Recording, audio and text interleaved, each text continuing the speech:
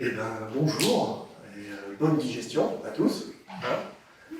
Surtout pour ceux qui ont fini à midi et demi. Hein, je pense que c'est vrai qu'ils ont mangé leur dernière bouchée juste avant de rentrer dans la salle, dans l'amphi. Voilà. Je me présente, donc je m'appelle Michael Carlos. Bon, je vais vous montrer tout ça après. Mais voilà, c'est ma première conférence. Donc voilà, vous avez beaucoup de chance. Partagez avec moi cette première fois. Mais ça va bien se passer. Donc je vais vous parler d'une bibliothèque Python qui s'appelle Streamlit et qui, dans mon cas, m'a permis de faire, entre autres, de la visualisation et des traitements de données géographiques. Voilà. Ah non, ça marche pas comme ça. Comme ça. Du coup, je m'appelle Michael Carlos, je suis data scientist et dev Python Django et j'adore les Jupyter Notebook. Donc, après, entre autres, je suis aussi docteur en astrochimie, astrophysique, mais ça c'est juste sur mon temps libre, mais si vous voulez discuter de ça, pas de problème. Voilà, c'est juste, vous savez de quoi on peut parler avec moi. Voilà, toujours pas. Comme ça, c'est bien. Donc, je travaille pour Machina Corpus, qui est sponsor de la PyCon, FR, pardon. Et qu'est-ce que c'est que Machina Corpus? On est une société de services numériques et on utilise principalement des logiciels libres et des données ouvertes pour faire de la web, pour donner des formations. On fait aussi de l'audit. Et au niveau de ce qu'on sait principalement faire, c'est qu'on va principalement travailler avec de la SIG, du Drupal. On a une bonne expertise aussi sur la gestion de l'eau et on fait des apps mobiles. Donc voilà. Et puis, on fait de la data science. Je suis là. Ça passe pas du tout comme c'est prévu, ça.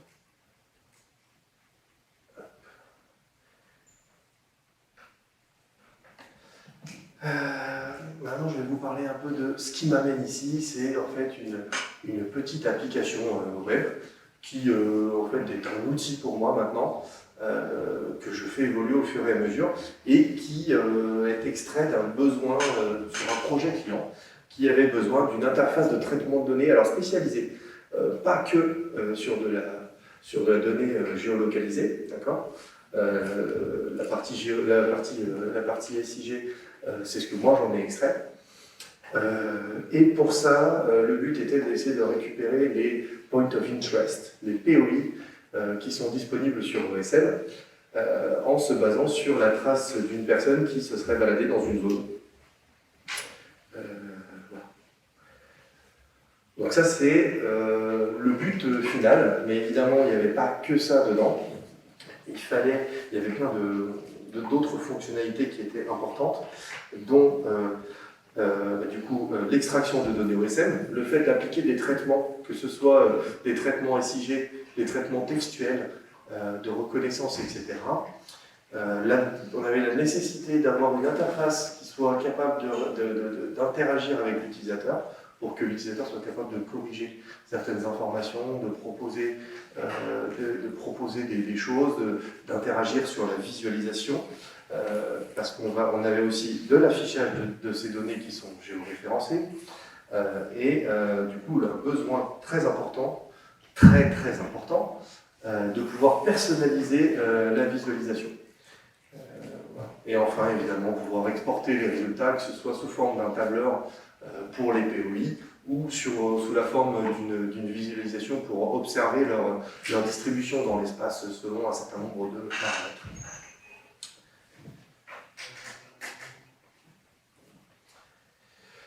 Alors, ce projet a été un échec. Ça n'a pas marché. Voilà.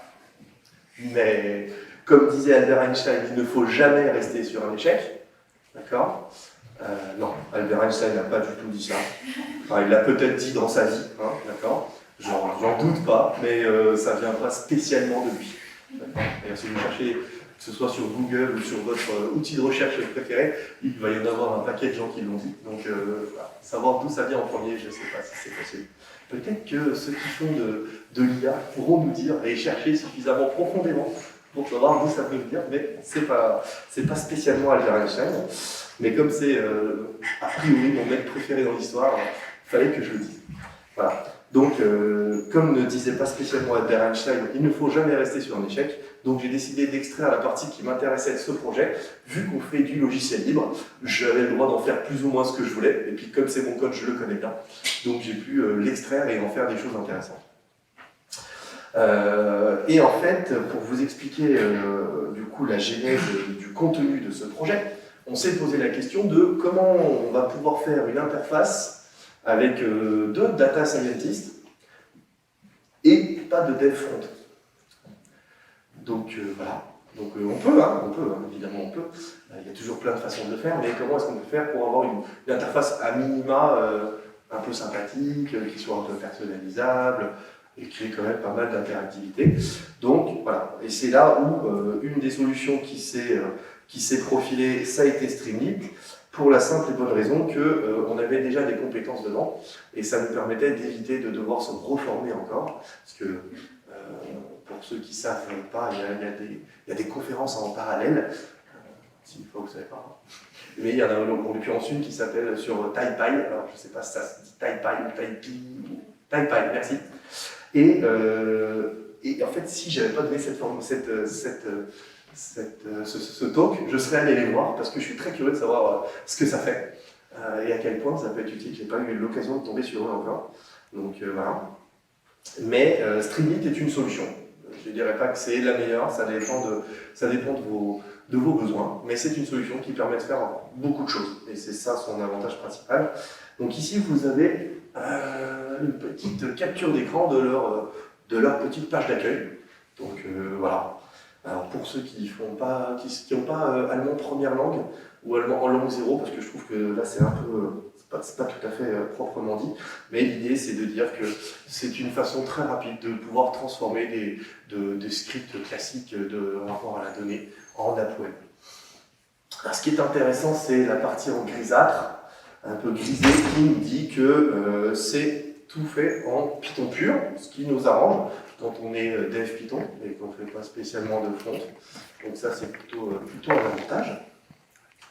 Et qu'aucune expérience en front-end n'est nécessaire. Et alors là, forcément, on est content. Est-ce que ça veut dire que Streamlit peut transformer tout dev Python en dev full stack? Eh ben non, évidemment que non, Ça permet de prototyper une interface, d'accord?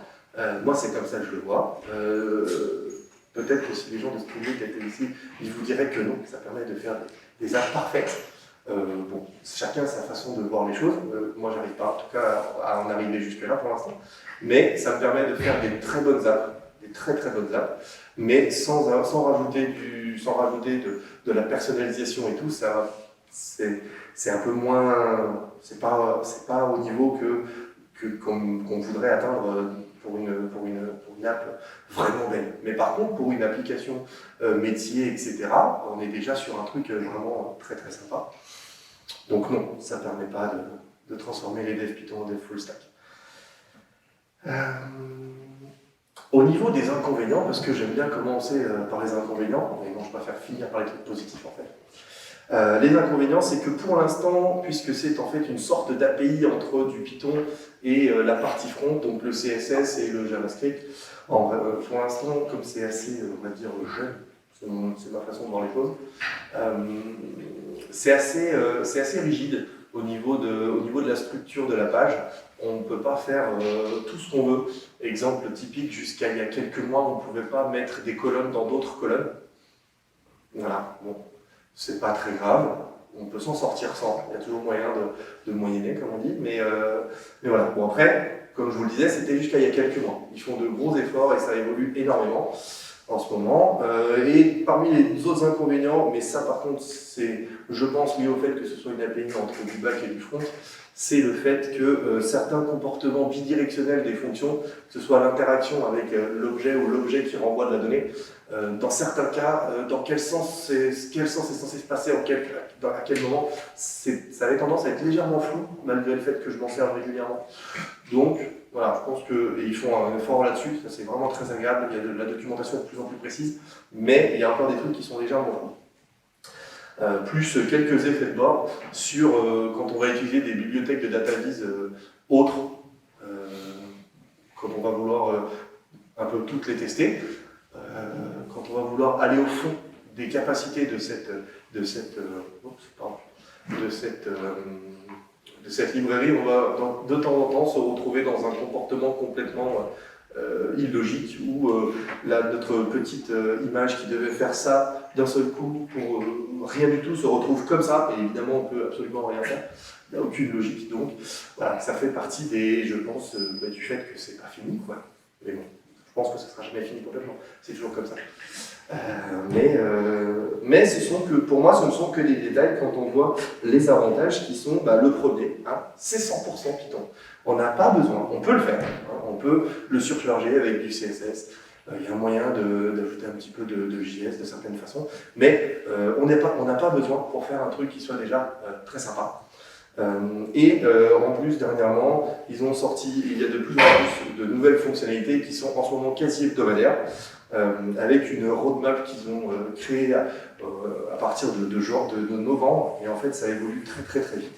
Ils ont des sortes de sprints, pas qu'ils appellent ça des sprints parce que c'est un peu long pour des sprints, mais voilà. En tout cas, tous les 2-3 mois, là, ils nous rajoutent un nombre de fonctionnalités relativement fou. Et c'est vraiment très très agréable. Alors ça fait partie des raisons pour lesquelles moi j'étais un peu juste pour faire ces diapos, parce que ça va tellement vite que j'ai décidé moi-même de upgrader ma version, parce qu'il y a des trucs plus cool à faire, que j'ai pas pu vous montrer, mais qui m'ont inspiré pour vous donner des petites infos. Donc voilà. Il y a une communauté qui est très très active, et vraiment très très active, et ce qui est assez cool, c'est que du coup, quand ils vont faire ce qu'on appelle ici en streaming, on appelle ça des components, donc c'est des plugins. Quand les plugins sont très utilisés, très efficaces et bien faits, ils vont finir par intégrer la Streamlit complètement. Il y en a un paquet qui sont comme ça. Et c'est compatible avec beaucoup de bibliothèques de GeoDataVis. Alors comme je vous le disais, il y a toujours possibilité de tomber dans un cas particulier où il y a des effets de bord, où ça marchera pas, etc. Mais de façon générale, ça marche quand même très très bien, même quand on veut faire des trucs un petit peu chelés. La question c'est comment choisir la bonne, parce que je vous apprends rien au niveau des bibliothèques de DataVis, de GeoDataVis, etc. On en a pléthore, et l'idée c'est d'essayer de savoir qu'est-ce qui est le mieux et qu'est-ce qu'on connaît le mieux aussi. Pour ça, moi je me pose ces deux types de questions. Dans mon application, je vais avoir besoin d'une visualisation cartographique, certes, mais je vais avoir besoin, pour voir ces données, je vais avoir besoin d'effectuer des traitements SIG, que ce soit de... On voit pas bien? Non, c'est bon. J'ai cru voir des regards perplexes. On va avoir besoin de faire des traitements, que ce soit des traitements SIG ou autres, et moi je me pose ces questions-là. De quoi est-ce que j'ai besoin au niveau de ma visualisation? Quel est mon véritable besoin? Et pas juste quelles sont les possibilités générales de la bibliothèque, parce que ça va évidemment changer par rapport à notre choix. Et vis-à-vis de toutes ces possibilités, j'en ai sélectionné certaines qui, moi, m'intéressaient. Je vais avoir besoin d'un fond de carte, je vais avoir besoin de faire des marqueurs, des géométries, un peu d'interactivité, éventuellement faire des exports de ce que je vois. Et aussi, dans les fonctions SIG, la possibilité de dessiner des géométries. Là, c'est la création de géométrie pure, mais qui peut être lui-même géré par Folium, qui est une très bonne librairie de Carto. Donc pour ceux qui ne connaissent pas, c'est une API de Python à Leaflet. Donc encore une API, donc ça veut dire que tout ce que peut faire Leaflet, Folium ne le peut pas encore, mais ça ne devrait pas tarder. Donc voilà. Donc si vous n'aimez pas Leaflet, il ne faut pas utiliser Folium. Voilà. Mais si ça ne vous dérange pas, voilà, laissez-vous tenter. Pour tout ce qui est fonction SIG, j'ai décidé d'utiliser pour le géocodage, l'extraction OSM, le routing et l'import ou extraction de données, la bibliothèque GeoCoder, OSMNX, Open Road Service et GeoPandas. Alors, vous me direz que j'étais pas obligé de prendre GeoCoder pour le géocodage parce que OSMNX le fait déjà, pour ceux qui connaissent OSMNX. Mais j'avais un petit peu envie de tester autre chose parce que je suis curieux. Donc, voilà. Je vous le dis quand même, OSMNX peut faire beaucoup plus de choses que ce que j'ai sorti, évidemment, mais entre autres des choses que j'ai décidé de faire avec d'autres librairies. Voilà pour vous montrer un peu à quoi ressemble sur une application Streamlit, à quoi ressemble une carte en folium. Donc c'est du leaflet, hein, c'est même marqué en bas à droite. Hein. D'accord ? Il n'y a pas de doute. Voilà, personne ne mentira là-dessus. L'avantage principal, c'est que ça se fait en quelques lignes et c'est très facile d'aller plus loin. Dès qu'on veut, par exemple, rajouter un petit marqueur, voilà, avec une pop-up, choisir un icône un peu particulier. Donc voilà, on peut facilement changer tout ça. Et c'est assez facile et la documentation est plutôt bien faite. Donc moi je sais que j'aime beaucoup les librairies dont la documentation est bien faite. C'est vraiment sympa. Merci à les documentateurs. Combien de documentaires ? On peut aussi aller plus loin, beaucoup plus loin, en combinant un peu toutes les fonctionnalités dont je vous ai parlé. Par exemple, on peut essayer de récupérer, de géocoder une adresse, en extraire la substantifique moelle et essayer de la placer sur la carte. Tiens, la carte a été un peu coupée, mais c'était quand même placé sur Nantes, donc ça marche. C'est bien la bonne. Donc voilà. Et on peut ensuite aller. Alors pour vous montrer un petit peu comment ça fonctionne sous Streamlit, parce que vous vous doutez bien que, étant donné que c'est 100% du Python, la façon de le coder est assez particulière pour que ça fonctionne comme on s'y attend. Donc vous voyez que dans la deuxième ligne, alors ici, hein, j'ai cette petite variable adresse qui va en fait contenir la chaîne de caractères que j'ai écrite dans mon texte input. Et en fait, à la modification de cette adresse, ça va déclencher ce if ici, qui va ensuite lancer tout le code qui est là-dedans. Donc ça permet d'éviter tous les bugs de adresse n'existe pas encore, etc. Donc on a cette petite structure et ça fonctionne du coup très facilement avec des petites structures Python classiques. On n'a aucun problème pour gérer l'interactivité. Bon, il y a certains cas très particuliers, mais sinon ça fonctionne très bien. Vous noterez que je n'ai pas utilisé GeoCoder directement dans ma petite fonction là à gauche. Et c'est fait très très volontairement, parce que moi ça m'arrange. Vous allez voir pourquoi. Et puis moi je voulais vous le montrer, vous l'expliquer, parce que ça fait partie des atouts de Streamlit. Des ajouts auxquels on ne pense pas forcément tout de suite, mais que quand on sait qu'ils existent, sont vachement cool. Ici, j'ai stocké en fait le géocoder directement dans la fonction. Donc vous voyez, d'après la structure, qu'il n'y a pas grand-chose dans cette fonction, à part une petite gestion d'erreur avec un try except très classique. D'accord ? Mais il n'y a vraiment rien, c'est fait exprès. D'accord ? La seule particularité, en fait, c'est ce petit décorateur ht.st.cache-ressource qui est alors ST c'est pour Streamlit, d'accord ? On fait import Streamlit as ST, donc tout ce qui commence par ST, c'est rapport à Streamlit, d'accord ? Alors ST point, évidemment.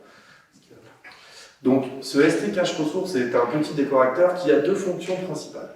La première, et c'est la première sur laquelle on va tomber quand on va s'en servir, c'est que ça va mettre en cache le résultat d'une exécution d'une fonction en fonction de deux choses qui sont les paramètres et le code de la fonction. Donc, ça veut dire que, et c'est sa deuxième fonction, elle va bloquer l'exécution de cette même fonction dans le cas où ça va remplir les critères que je vous ai écrits, qui sont qu'on n'a pas modifié le code et que les arguments sont les mêmes. Donc en fait, il y a une sorte de hachage de la fonction et des arguments qui font qu'il va reconnaître ou pas que cette fonction a déjà donné le résultat voulu et auquel cas, elle ne relance pas l'exécution. Et ça permet en fait de récupérer les résultats bien plus rapidement. Donc ça a plein d'avantages, hein. Ça permet d'éviter d'avoir à requêter quand on a déjà fait la requête, surtout quand elles sont longues, parce que des fois c'est pas juste le téléchargement qui est long, ça peut juste être la réponse du serveur, et ça peut être relativement embêtant. Mais voilà, ça permet aussi d'éviter de relancer des requêtes déjà faites, donc on soulage un peu les serveurs, parce qu'ils ont rien demandé.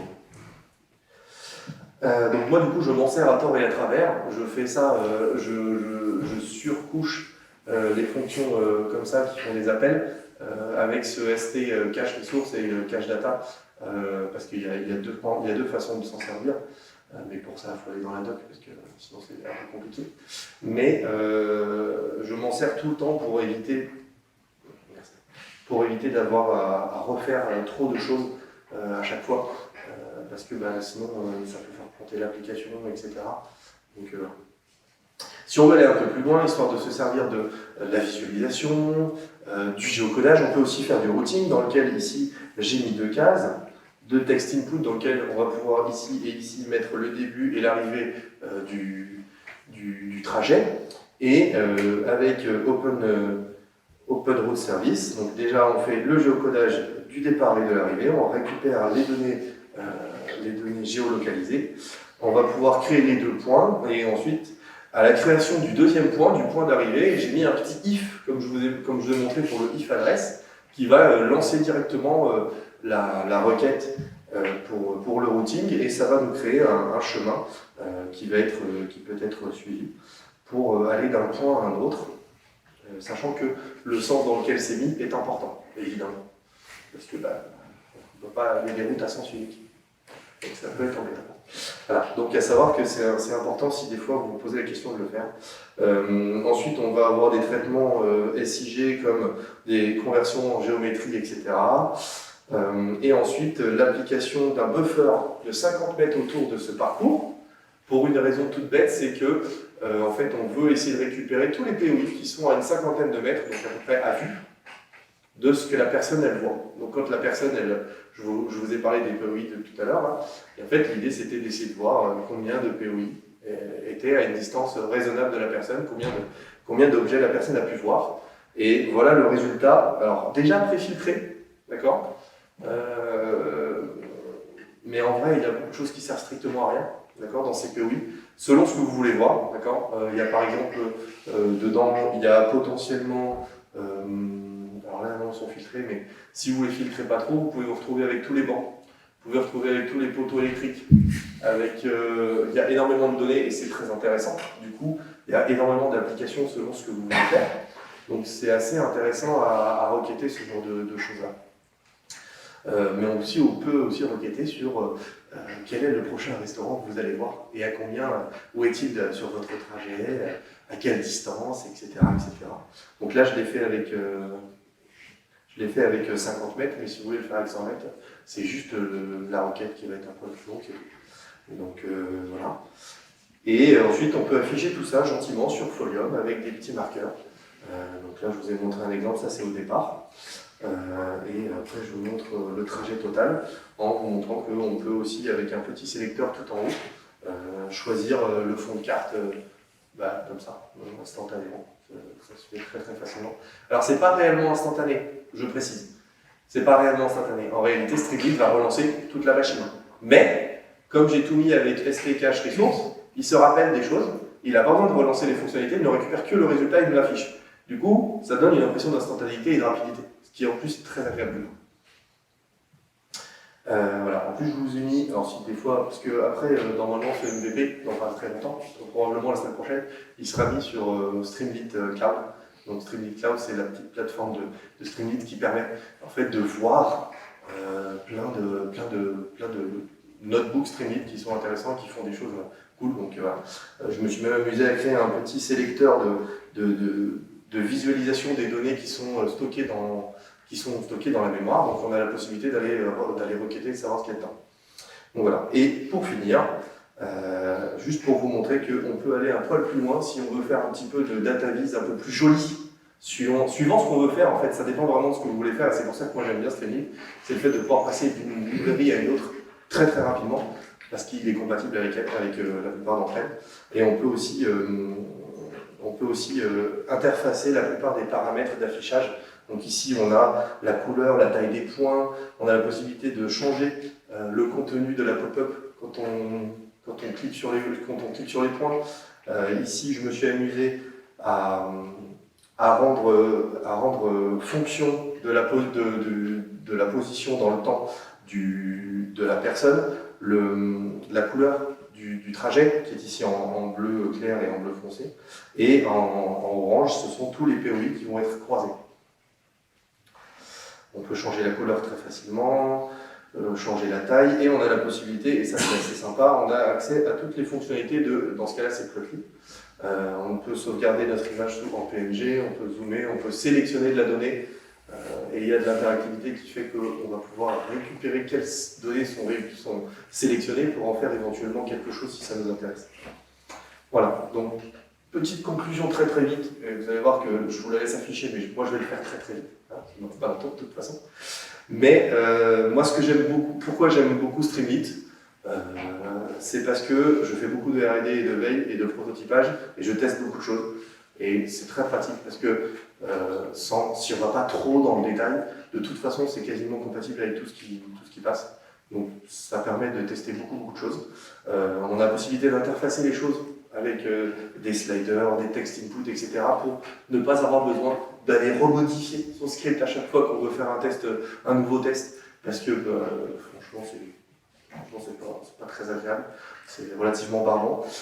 Moi ça j'aime beaucoup, et c'est non spécialisé. Alors ça peut être considéré comme négatif, mais moi j'aime bien, parce que du coup ça me permet d'avoir accès à plus de choses. C'est aussi efficace pour un algorithme que pour un autre, et du coup c'est plus facile de comparer. Du coup moi je m'en sers même des fois pour organiser les tâches dans une exécution, avec des petits boutons pour lancer les tâches les unes après les autres. Voilà. Ou tester même une expérience utilisateur pour proposer à quelqu'un de faire quelque chose. Je fais une petite interface et je regarde la façon dont la personne se comporte face à ma petite interface. Voilà. Et comme vous avez vu, je m'en sers pour faire des notebooks, pour des sortes de notebooks où je stocke un maximum de fonctionnalités pour les tester et puis pour jouer avec, quoi. Voilà. Et puis si, moi j'ouvre un petit débat peut-être, mais je trouve que c'est de plus en plus facile à utiliser, et puis principalement toutes ces librairies-là, depuis que je type mon Python. Voilà, je type mon Python, je fais partie de cela. Voilà. Et vous, qu'est-ce que vous utilisez? Pourquoi? Est-ce que vous donne envie d'essayer? Est-ce que vous trouvez que c'est une très mauvaise idée de le faire comme ça? Voilà, voilà. Donc c'est fini pour moi. Hop.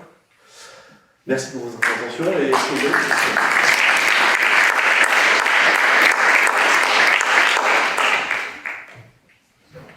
Oui. Moi j'en ai une, c'est plutôt pour la partie extraction de POI dans cet exemple, par exemple. Extraction de POI. Je ne suis pas très familier avec tout ce qui est géolocalisation en Python, mais je me pose comme question, les données qui sont de l'open road service, si je ne me trompe pas, oui. C'est comme ça que vont être extraits des POI, c'est ça? Non, open road service c'est juste pour le routing. C'est juste pour créer l'itinéraire. Et donc du coup... Les POI c'est OSM pur et dur. D'accord, ok. J'ai pris une question. Merci. Ah, avec plaisir. Oui.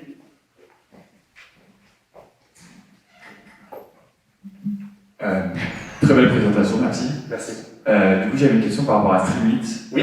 Qu'est-ce qui se passe en fait, parce que tu parlais de serveur, du coup tu oses passer ça localement, tester localement en expérimentation, j'imagine, pour pouvoir y accéder de n'importe où. Oui. Qu'est-ce qui se passe du coup quand il y a plein de connexions concurrentes en même temps? C'est du coup pour faire des démos sûrement, voilà, des expérimentations très rapides, mais s'il y a plein de personnes qui se connectent en même temps, il y a pas mal de processing qui se fait après sur le serveur, est-ce que ça pose problème? Est-ce que du coup c'est viable pour faire des démos sans démo en même temps par exemple?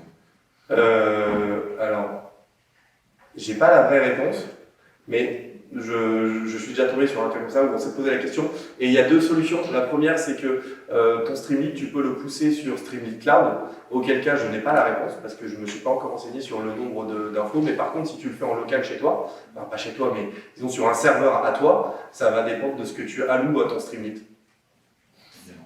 Mais sinon, non, il réagit pas spécialement mal. C'est vraiment physiquement parlant que ça peut poser des problèmes, mais a priori, à part ça pose pas de problème. Et j'avais une autre question. Oui. C'était, du coup, j'avais déjà utilisé Streamlit, et en fait, il y a un truc qui me dérange énormément avec Streamlit. Ouais. C'est qu'en fait, le code, il n'est pas vraiment run. Du coup, c'est la librairie Streamlit qui relie ton code, et tu disais justement, si jamais le cache, en fait, il dit, à la fois, il lâche le code qu'il y a dans la fonction, et il lâche les arguments. Oui. Mais du coup, si par malheur, il y a quelqu'un qui change du code, donc juste mettre un commentaire, par exemple, ça change le hash, et ça lit en direct du coup, la chose, et ça change, du coup, le cache ne marche plus. Oui. Est-ce que du coup, il y a moyen, moi, j'avais pas réussi à trouver, enfin, il y a quelques mois en tout cas, et est-ce que tu as trouvé un moyen du coup, de pouvoir éviter, que le code, en gros, il reste en dur, et il faut pouvoir relancer le Streamlit pour qu'il puisse reprendre le nouveau code. Si tu vois ce que je veux dire. Si tu modifies l'intérieur de la fonction, non. Si c'est ça ta question, non. Ouais, non mais je veux dire, en fait, j'ai lancé mon Streamlit, du coup, je le run. Ouais. J'ai un premier code qui était, officiellement qui était là, sauf qu'en fait, je peux aller dans mon fichier, je peux le modifier pendant que mon Streamlit il run. Et en fait, là, du coup, le Streamlit, en fait, à chaque fois qu'il y a une opération sur la page, il reload le code. Oui. Et comme le code a changé, le cache il marche plus. Oui. Et du coup, on peut avoir des gens par malheur qui changent le code, et du coup, le cache ne marche plus, et c'est un peu chiant. Et je voulais savoir, du coup, si ça existait un moyen, je sais pas, avec un argument ou n'importe quoi, qui dise qu'il fiche, on va dire, le code qui est lu au démarrage du Streamlit. Ah, je viens de comprendre ta question. Non, je suis pas tombé sur ce genre de problème-là. Bloquer le rerun peut-être. En fait, on est obligé de faire rerun pour qu'il. Non, en fait, c'est juste qu'à chaque fois qu'il y a une opération sur la page, donc un clic sur un bouton, n'importe quoi, il revoit tout le code, en fait, il relit le code. À chaque fois, il relit le code, en fait. Mais il relit le code pas avec un cache de fichier, il relit le fichier en lui-même. Oui. Et si le fichier il a changé, et du coup, le code a changé, et donc le cache ne marche plus. Oui. Et donc moi, je me suis dit, est-ce que c'est possible de cacher, on va dire, le fichier pour éviter ce cas-là? En vrai, ça arrive rarement parce que je fais le code pendant le run, on va dire. Mais il me semble qu'il y a un truc qui ça arrive. marche, et moi je me suis trouvé avec l'effet inverse, c'est-à-dire que je voulais que le code relance quand je modifie ma fonction et ça ne le faisait pas. C'est arrivé dans les cas particuliers où les fonctions que j'utilisais étaient externes à mon fichier Streamlit, n'étaient pas dans le dossier. Et en fait, comme il les charge au moment de l'import, il ne vérifie pas qu'elles ont été modifiées. Donc peut-être que tu peux t'en sortir avec une structure de tes fichiers différents, enfin de tes dossiers. Mais sinon, non, c'est l'essence même du machin. Donc, j'avoue, je suis désolé. Je bosse pas pour eux, hein. C'est juste que je trouve ça hyper cool. Oui, moi aussi. Voilà. Eh bien, merci beaucoup. On n'a pas de temps pour d'autres questions. S'il y avait une autre personne qui a une question c'est pas aussi, bien de parler, vous voulez. les livres, vous pouvez voir en dehors de l'office. Merci beaucoup.